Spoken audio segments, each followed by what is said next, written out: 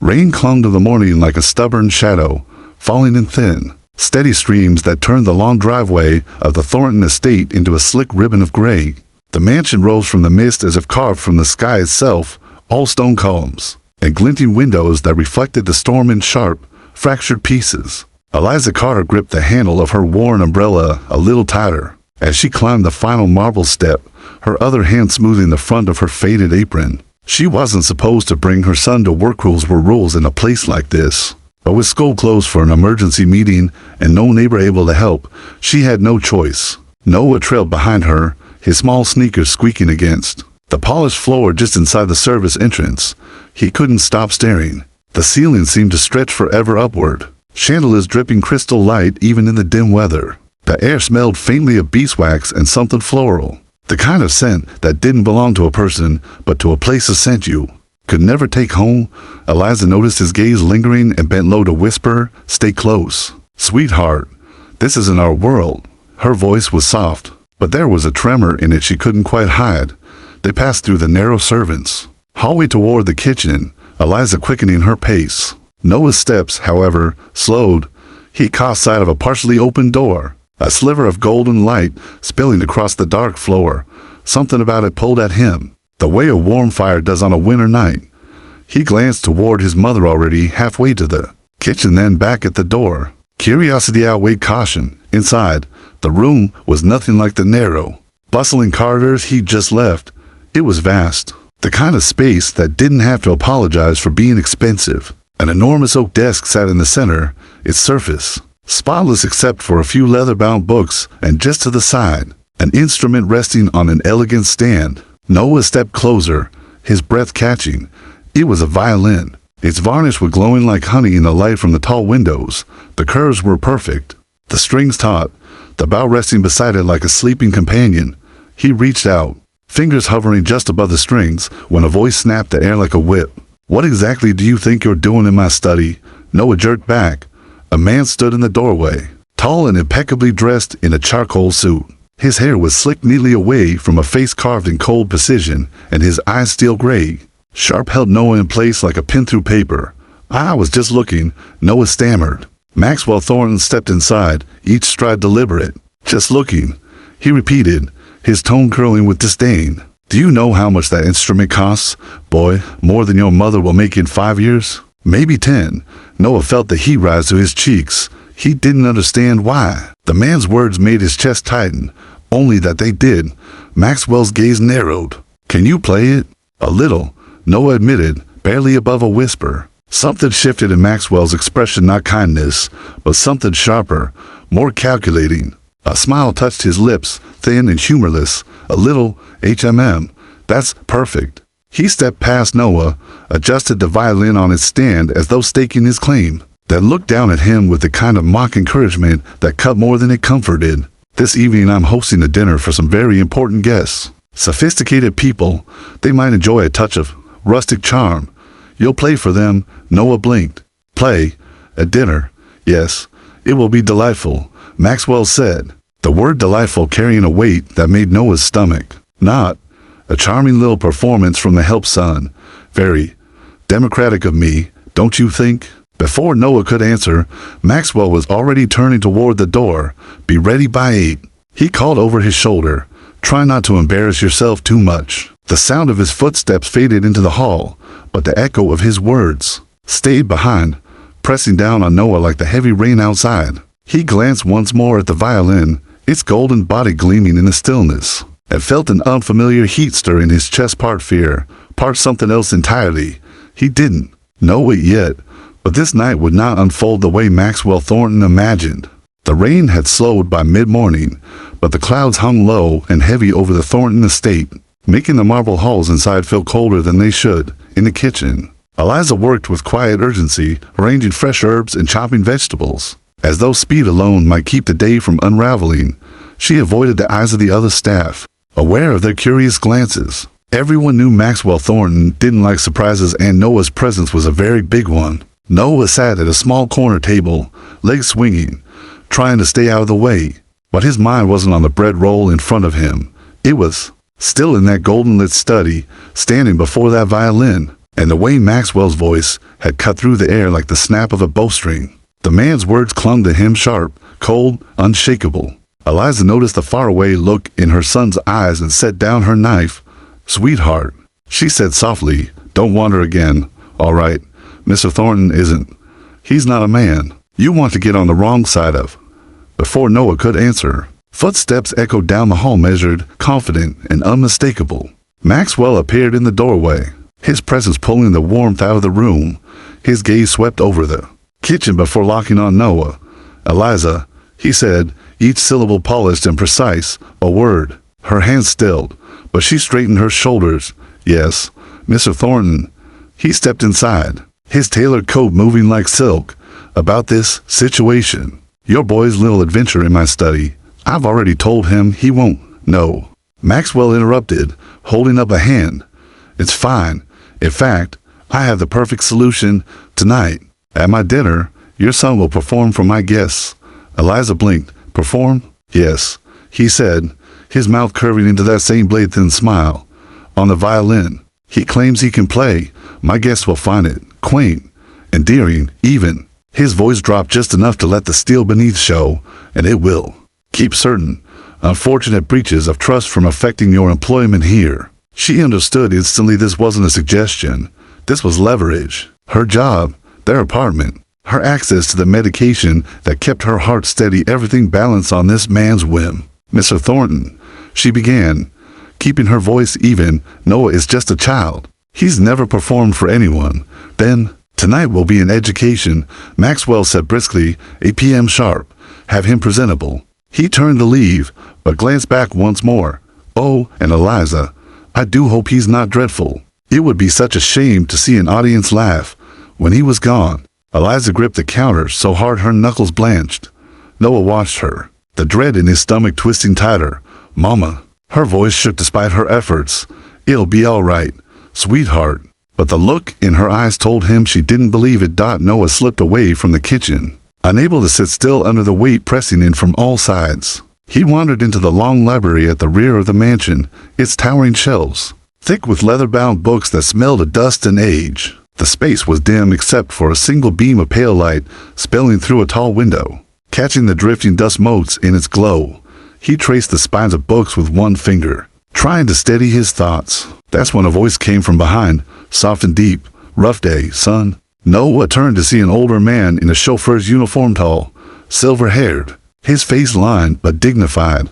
There was a quiet weight about him, as though he'd seen things no one else here would understand. "I'm Victor," the man said, settling into a worn leather armchair. "I drive for Mr. Thornton, and you must be Eliza's boy." Noah nodded. "I'm Noah." Victor studied him with a knowing look. "I couldn't help overhearing about tonight. Maxwell's planning something unpleasant, isn't he? He wants me to play for his fancy guests," Noah admitted, "but he doesn't think I can. He wants them to laugh." Victor's expression darkened. "That sounds like Maxwell." He leaned forward. "Tell me, Noah, can you actually play?" "A little," Noah said cautiously. "My grandfather taught me before he died." Victor's eyes sharpened at the word grandfather. "What was his name?" "Samuel Carter," Noah replied with quiet pride. Victor sat back, as if the name carried weight. "I knew of Samuel. In the music world, some called him the Shadow. A genius with a violin, though the world never gave him his due." Noah's heart kicked in his chest. "You knew him?" "Not personally," Victor said, "but I studied under the same master for a time. Samuel's playing was unforgettable." He paused, eyes drifting to the window. "You've got his blood in you, boy, and tonight, you might have the chance to show the world what that means." Noah swallowed hard, the fear still there, but now there was something else too, a spark, and deep down, the first flicker of an idea that maybe, just maybe, Maxwell Thornton's dinner wouldn't end the way he expected. The library had gone quiet again after Victor's words, but Noah felt them hanging in the air, heavy and strange. The shadow. It sounded like something out of a storybook, but Victor said it with the seriousness of someone speaking about a legend. Noah had questions, too many, but Victor's gaze was no longer on him. It had drifted toward the far hallway, where that golden light from Maxwell's study spilled just faintly across the marble floor. "Come with me," Victor said suddenly, rising from his chair with surprising speed for a man his age. His voice had lost its casual warmth. Now it carried urgency. Noah hesitated only a moment before following. They slipped through the hall, the sound of clinking dishes and distant voices fading behind them, until they stood outside the study door. Victor pushed it open just enough to peer inside. The violin still rested where Noah had first seen it, on the stand by the desk. Its wood glowing under the tall window's light like it had been waiting for someone to claim it. Maxwell was nowhere in sight. Victor stepped in slowly, like a priest approaching an altar. He knelt before the instrument, examining it without touching it first. His eyes moved over every curve, every line of the wood. Before he leaned closer to peer through the F-shaped sound holes, Noah watched his brow furrow, then his breath catch. "Good Lord," Victor murmured. "What is it?" Noah whispered, his voice tightening in the stillness. Victor glanced at him, as if weighing whether to speak, then turned back to the violin. "This isn't just any instrument. This is a Garneri, made nearly 3 centuries ago, worth more than this entire estate's staff makes in a decade." Noah stepped closer, but Victor wasn't done. His hand trembled slightly as he tilted the violin toward the light. "See that?" he said, pointing to faint scratches near the chin rest marks, so small they might have been missed by anyone else. "I've seen these before. They were used by the Philadelphia Orchestra in the 1960s to identify instruments during tours. Your grandfather played with them, briefly, before he was forced out." Noah stared, the weight of the connection dawning on him. "You mean, this might be the very violin Samuel Carter played?" Victor finished, his voice low but thick, with something between reverence and fury. "How it ended up here, in Maxwell's collection, I don't know. But I know this: if your grandfather touched this instrument, it carries his voice, his memory. And tonight, it's in your hands." Noah's pulse raced. The fear he'd felt earlier hadn't vanished. It was still there, but now it was threaded with something sharper: purpose. Victor looked toward the door, listening for any sign of Maxwell. "We don't have much time. If you're going to face them tonight, you can't just walk out there and hope for the best. You'll need control, projection, heart." He met Noah's eyes. "You have the heart. I can see that. The rest, I can teach you." "Teach me?" "Before dinner," Noah asked, almost incredulous. Victor's lips curved into the faintest smile. "Stranger things have been done in less time. There's an old conservatory at the east end of the mansion. Maxwell never goes there. It belonged to the previous owner. We can work there in peace." They moved quickly, slipping out of the study and into the narrow service halls. The deeper they went, the quieter the house became, until the hum of the main rooms was gone. The conservatory was hidden behind a pair of double doors whose paint had dulled to the color of parchment. Victor pushed them open, and the smell of old wood and dust rolled out to greet them. The space was large, lined with tall windows now clouded with age. In the center stood a grand piano, its black surface dulled by neglect, and against one wall, a row of empty music stands. The air was thick with stillness, as though the room itself was holding its breath. Victor set the Garneri on a scarred wooden table with the care of a surgeon laying down a scalpel. "We'll start with posture and breathing. If your body is tense, the sound will be too. You're not just going to play notes, you're going to speak. This violin has been silent for too long. Tonight, it will remember." Noah lifted the instrument, the weight of it settling against his collarbone in a way that felt almost familiar. He tightened his grip on the bow. Victor moved closer, adjusting Noah's stance with gentle, precise hands. "Your grandfather played like the music was part of him. Don't think about impressing them. Think about speaking to one person, someone you want to understand you completely, someone you want to feel what you feel." Noah nodded, took a breath, and drew the bow across the strings. The note that filled the air was warm, rich, different from the sound of his old, battered violin at home. It startled him enough that his hand faltered. Victor smiled faintly. "Good," again, "and this time, keep going. Let it breathe." Outside, the storm clouds pressed against the windows, and somewhere in the mansion, Maxwell Thornton entertained himself with visions of an evening where a boy's humiliation would serve as after-dinner amusement. But in the hidden quiet of the East Wing Conservatory, another plan was taking shape, one that would turn his cruel stage into something he could never have predicted. The air inside the East Wing Conservatory was heavy with the scent of dust and rain-soaked wood. Outside, the storm had returned, soft rumbles of thunder rolling in the distance, as if nature itself had leaned in to listen.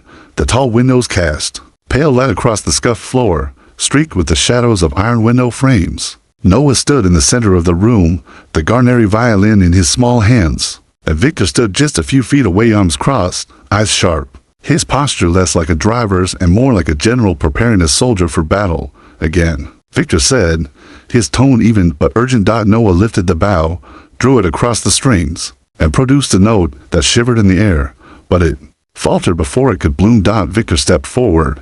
You're holding your breath. That chokes the sound. Music isn't just your fingers and bow, it's your lungs, your chest, your whole body. He placed a hand over his own heart.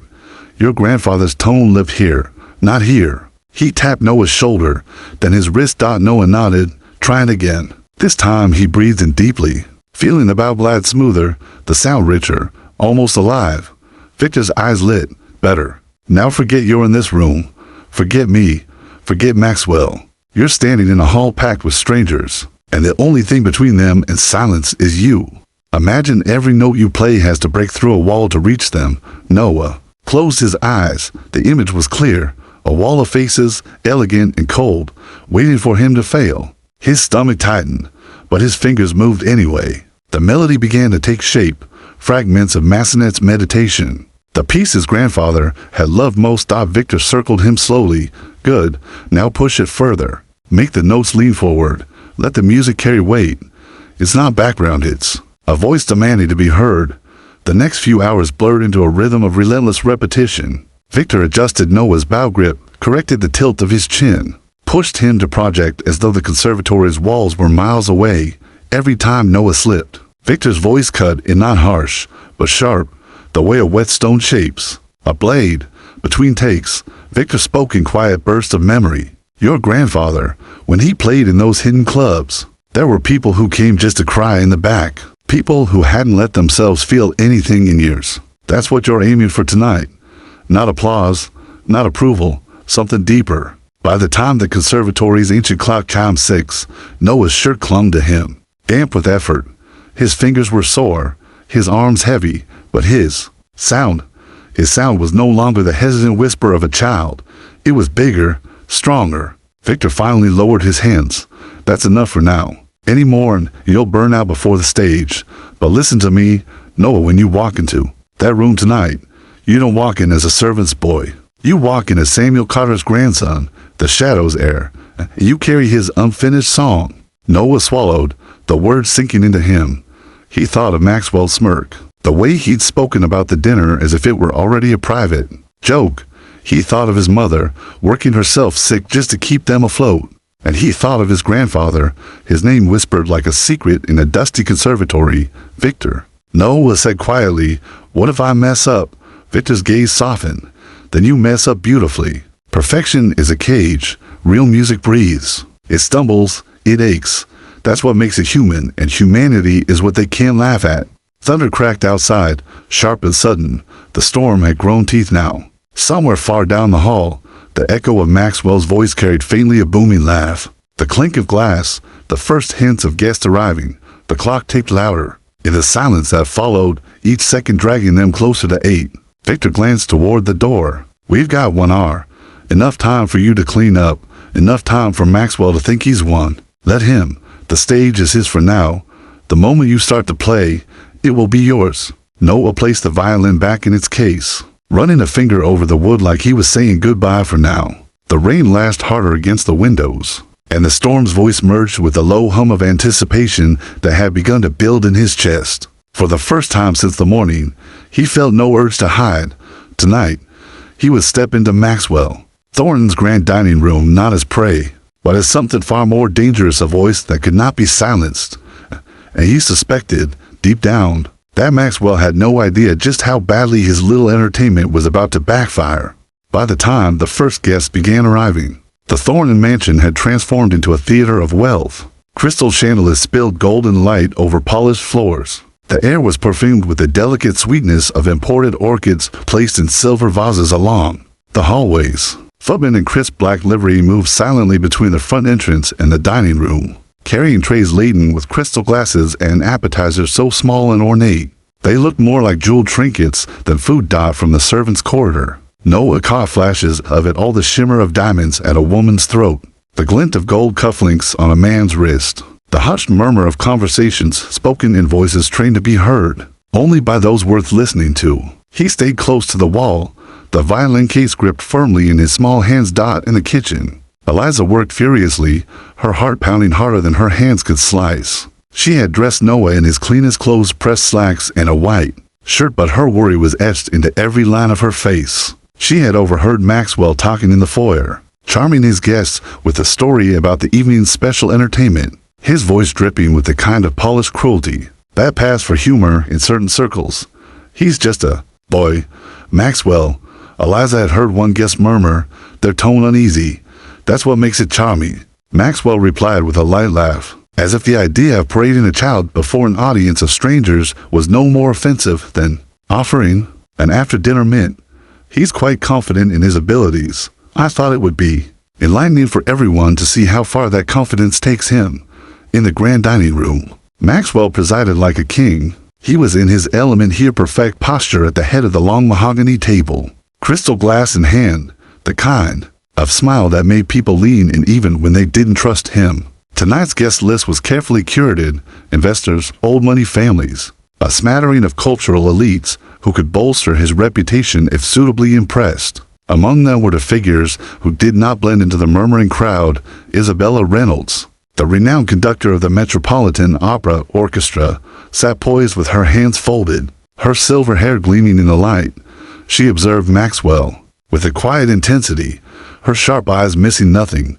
Beside her was James Harrington, the feared and respected music critic whose reviews had ended more than a few promising careers. His gaze was cool and analytical, sweeping the room like he was already composing sentences in his head. Maxwell spotted them and approached, his charm dialed to maximum. "Isabella, James," he greeted smoothly, "I'm delighted you could make it. I have a very special treat for you both this evening, something a little unexpected." Isabella arched an eyebrow. "Not another amateur tenor from your golf club, I hope?" Maxwell's smile widened, though the corners of his eyes stayed cold. "Oh, far better than that. A true prodigy, so young, so raw. The son of one of my staff, 8 years old. You'll find him fascinating." James's expression didn't change, but his voice carried a trace of skepticism. "And what exactly are you hoping to demonstrate with this?" Maxwell leaned in slightly, his tone conspiratorial. "Why, that talent can be found in the most unlikely of places. Of course, whether it's worth anything, well, that's for the ear to decide." Eliza heard none of this. She was in the pantry, hands trembling as she polished a silver tray for the third time. Her chest tightened every time she thought of Noah standing alone in front of these people, facing Maxwell's carefully staged snare. She caught sight of Victor slipping into the kitchen, his calm presence a small anchor in the storm of her fear. "He's ready," Victor murmured to her, his eyes steady. "Ready?" Eliza's voice cracked. "He's a child, Victor. He's more than that," Victor said. "You'll see." In the corridor outside the dining room, Noah waited in the shadow of a tall arched doorway. He could hear the clink of cutlery, the polite laughter, Maxwell's deep, self-assured voice carrying above the rest. His palms were damp against the leather of the violin case. Victor stepped up beside him, resting a steadying hand on his shoulder. "Remember what we worked on. This room will try to tell you that you're small, that you don't belong. But once you start to play, you own it. Every ear will be yours. Every heart that still remembers how to feel will be yours." Noah nodded, his throat tight, but his eyes clear. Inside, Maxwell was rising to his feet, glass in hand, signaling for attention.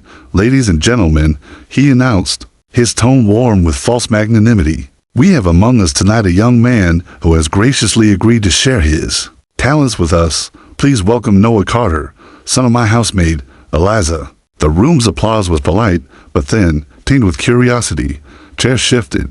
Heads turned toward the doorway, where Noah now stepped forward, the garnery gleaming under the chandelier's light as he carried it in. He felt every gaze like a weight pressing on his shoulders. Maxwell's smirk was the heaviest of them all, and yet, somewhere deep in Noah's chest, just under the nervous pounding of his heart, there was a steadiness. Not much, just enough to take the first step into the lion's den, knowing that, in a few minutes, the lions might be the ones who found themselves caged. The clink of glass faded into silence as Noah stepped into the dining room, every pair of eyes following the small boy with the violin case. The chandelier's golden light poured down like liquid fire, blending off silver cutlery and crystal goblets, but to Noah it felt more like the glare of 1,000 spotlights. The air was thick not with warmth, but with the low hum of expectation sharpened into something cruel. Maxwell stood at the head of the table, one hand resting lightly on the back of his chair, the other holding a glass of champagne he had no intention of drinking. His smile was that of a man already savoring a punchline. "Come along, Noah," he said, his voice carrying just enough condescension to make the guests smirk. "We're all eager to hear you." Noah reached the open space near the fireplace, the designated performance area. It wasn't a stage, it was an arena. The semicircle of wealthy guests sat forward in their chairs, their glittering jewelry catching the light, their faces wearing expressions ranging from polite curiosity to open amusement. Isabella Reynolds and James Harrington were among them, both studying the boy with an intensity that was entirely different from the rest. He knelt to open the case, his hands trembling just enough to betray nerves. The Garnery rested inside like it was sleeping. The polish was glowing faintly even in the shadow of the case as Noah lifted it. The murmurs died down, and a hush fell over the room. In the far corner, Victor stood partially hidden near the servant's entrance, his eyes locked on the boy. Eliza stood beside him, her hands clasped so tightly her fingers ached. She could feel her heartbeat in her throat. Maxwell raised his glass slightly. "Play is something you know, boy. Don't strain yourself." The words were coded in mock courtesy, but the steel underneath was obvious. Noah took a deep breath, feeling the bow in his hand, the smooth curve of the violin under his chin. The room was so quiet he could hear the faint ticking of the grandfather clock in the hall. His mind reached for the memory of his grandfather's voice. The way Samuel Carter had said music lived in their blood, that every note was a truth waiting to be spoken. He closed his eyes. The first note that escaped the violin was tentative, almost shy wisp of sound barely clinging to the air. A few guests exchanged glances, a faint ripple of amusement passing through the room. Maxwell's smirk deepened. This was the moment he had envisioned. But then Noah's bow glided into the next phrase, and something shifted. The note stretched and opened like a door swinging wide, the tone deepening, blooming into a sound that carried far beyond the small boy holding the instrument. The Garnery seemed awake in his hands, its voice rich and aching, as if remembering it had been born. To fill concert halls, not sit silent in a glass case. Conversations halted. Forks were set down. Guests leaned forward without realizing it. Noah's eyes stayed closed as the melody of Massenet's meditation unfolded. Each note drawn from a place deeper than memory, a place where his grandfather's hand still guided his own. The room's edges faded until it was just the music, alive and searching, filling every hollow space in the air.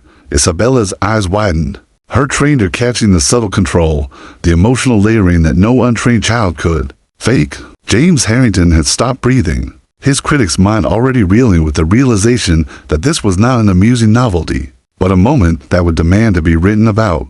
Noah's small frame swayed with the rhythm, his bow arm moving with a confidence that seemed borrowed from another lifetime. He pushed the phrases upward, letting them climb toward something luminous, then pulled them back into aching softness. It was more than skill, it was truth given shape in sound. Victor felt his throat tighten. This was Samuel's phrasing, Samuel's fire. But here it was in an 8-year-old boy, reaching across time. By the time Noah reached the climactic swell, the transformation in the room was complete. The wealthy matrons, who had been smiling politely, now sat with wet eyes. A man who'd been sipping his wine absent-mindedly gripped the stem of his glass without drinking. Even the servants in the doorway were frozen, drawn into the quiet gravity of the performance. Maxwell, however, had gone still for a different reason. The color had drained from his face. This was not the spectacle he had promised his guests. This was not humiliation, it was triumph. And every guest who had witnessed his smug introduction now sighed for what it truly was. The final note lingered in the air, trembling as if reluctant to leave. When it finally faded, silence hung heavy for a breath, and then the room erupted. Applause thundered against the high ceilings. Chairs scraped as guests rose to their feet. Isabella was already clapping before the others had even processed what they'd heard. James's face was lit with the rare, fierce light of a critic who knows he's seen something unforgettable. Maxwell forced his hands together in a slow, stiff clap, his jaw tight enough to crack. Noah opened his eyes, his chest rising and falling, and for a heartbeat, the boy simply looked at the room, at the faces that had expected nothing and received something they could not name. Then he bowed, the motion small but sure, and in that bow, every person in the room saw it. Maxwell Thornton had planned a joke at a child's expense, but the punchline had turned back on him, and the evening had just begun unraveling. ChatGPT said, for a moment, the thunder of applause seemed to swallow the room whole, but beneath it, threading through the clapping, the cheers, the scraping of chairs, there was something else. A shift. An invisible line had been crossed, and everyone knew it. Isabella Reynolds was the first to move. She swept from her chair with the grace of someone who had commanded orchestras on 3 continents. Her silver hair catching the chandelier's light. She reached Noah before Maxwell could so much as open his mouth. "Young man," she said, her voice carrying a warmth that cut through the opulence. Like sunlight breaking into a cold cathedral, that was not the work of a child. That was the work of an artist. "Where did you learn to play like that?" Noah clutched the garnery against him, suddenly aware of the weight of the room's attention now that the music had ended. "My grandfather," he said softly, "Samuel Carter. He told me music lives in our blood." The name seemed to ripple through Isabella. She turned sharply to James Harrington, whose expression had gone from clinical detachment to something almost electric. "You heard him," she said. James adjusted his glasses, then took a deliberate step forward. "Mr. Thornton," he began, his voice calm but threaded with steel, "I intend to feature this performance in my column. And not just the performance, the story behind it.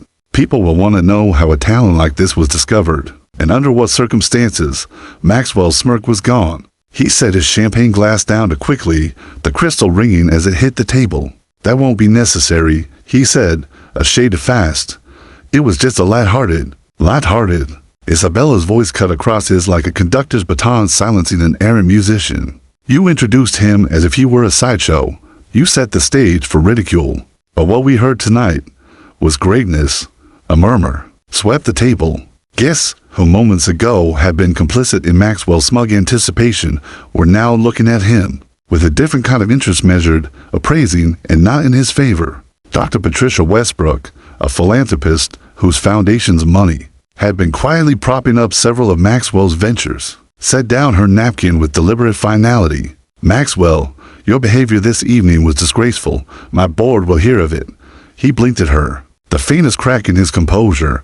"Patricia, let's not be dramatic. I don't deal with men who find humiliation entertaining," she said, her voice flat with finality. One by one, other guests began making their excuses. The Manchester family, who had been negotiating a major investment, murmured polite goodbyes but didn't meet Maxwell's eye. Even those who stayed did so out of curiosity, watching the spectacle of a man's social footing dissolve under him. Meanwhile, Isabella knelt to meet Noah's gaze. "Would you like to study?" she asked. "At the Westfield Academy of Music, full scholarship. We'll find you the right teachers, the right stage. You belong in the light." Noah's eyes widened. While he turned instinctively toward his mother, Eliza's hands flew to her mouth, tears pooling faster than she could blink them away. She nodded, unable to speak. Victor stepped forward, a quiet pride radiating from him. "He's ready," he said simply. Maxwell's voice rose from behind them, strained now, like a man trying to hold a collapsing wall with bare hands. "This is absurd. He's a child. One performance can change everything," James said, cutting him off. "And tonight, it already has." He glanced at Noah. "I'll be in touch with you and your mother for the interview." As the last of the guests drifted away, Maxwell was left standing in the center of his own dining room, stripped of the smug glow he'd worn just an hour before. The applause that had filled the space moments earlier had become a ghost in the rafters, lingering just long enough to remind him of exactly what he had lost. 3 weeks later, the ripples from that night had become waves. The Harrington column went national then. International. Words like prodigy, genius, and once in a generation followed Noah's name everywhere. Maxwell's name followed too, but never in the way he wanted. His attempts to spin the story as a misunderstanding fell flat against the documented accounts of guests who had watched him set a child up for public embarrassment. Investors pulled out. Charities distanced themselves. Legal whispers began circulating about labor violations in his companies. The Thornton name, once uttered in rooms lined with mahogany and gold leaf, was now spoken in the clipped tones of damage control. At the same time, Noah's world was blooming. The Westfield Academy not only took him in, but gave Eliza a position that came with housing and health benefits. Victor was offered a teaching role, bringing his life full circle, and the Garnery, Isabella quietly negotiated to have it loaned to Noah for his studies, ensuring it wouldn't be locked away in some collector's vault. 1 year later, the Academy's grand concert hall was filled to the rafters. Noah stood backstage, dressed in black, the Garnery in his hands. He could hear the soft murmur of the audience critics, musicians, families, and a scattering of people who had heard whispers about the boy from the Thornton dinner. As the curtain rose, Noah stepped into the light. In the second row, Eliza sat beside Victor, their faces lit with pride. Near the back, half hidden in the shadows, a man in a worn suit stood with his hands clasped in front of him. Maxwell Thornton Dinner. Now, Humboldt watched without a word. When Noah began to play, the first notes filled the hall like warm light spilling into a cold room. The music rose and soared, and somewhere deep inside, Maxwell felt something he hadn't in years and ache he couldn't name. When the final note faded, the applause was deafening. But Noah didn't look to the critics or the conductor's approving nod. His gaze drifted to the far back of the hall, where Maxwell stood. For just a moment, their eyes met. Noah gave a small, almost imperceptible nod, not forgiveness, not pity, but acknowledgement. Then he turned back to the stage lights, where he belonged, and for the first time in his life, Maxwell Thornton understood the real power in a room doesn't belong to the man at the head of the table. It belongs to the one whose voice cannot be silenced.